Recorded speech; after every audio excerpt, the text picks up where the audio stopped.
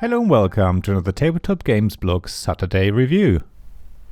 As more people are put into isolation and specifically built camps that are guarded by military personnel and run by medical experts and support staff brought in from around the country, the World Health Organization has so far identified 5 different viruses in this global epidemic.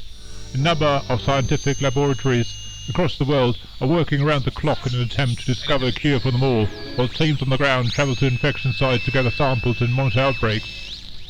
You switched off the TV because you have to return to your fieldwork and help your team find cures in Pandemic by Z-Man Games.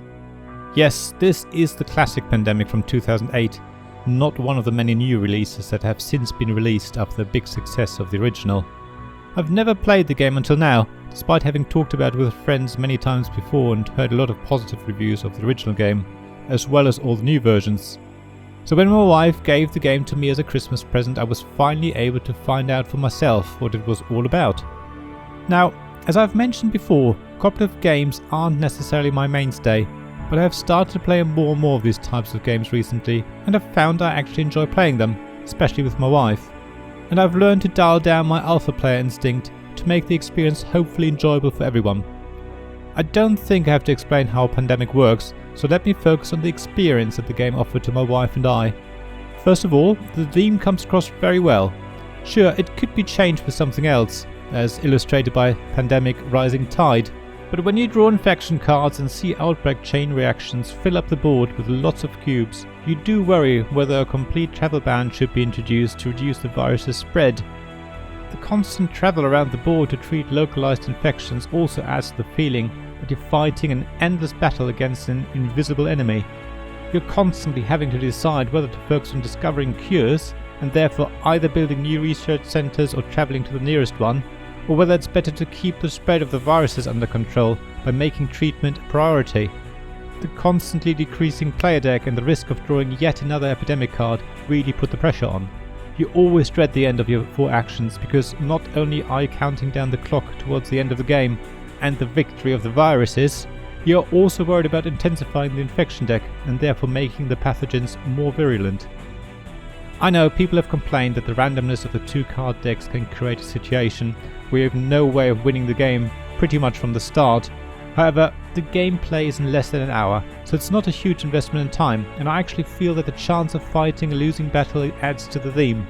In fact, as you get towards the end of the player deck, you have a pretty good idea if there are enough cards of the right colour left to allow you to win, so you can end the game early and start again.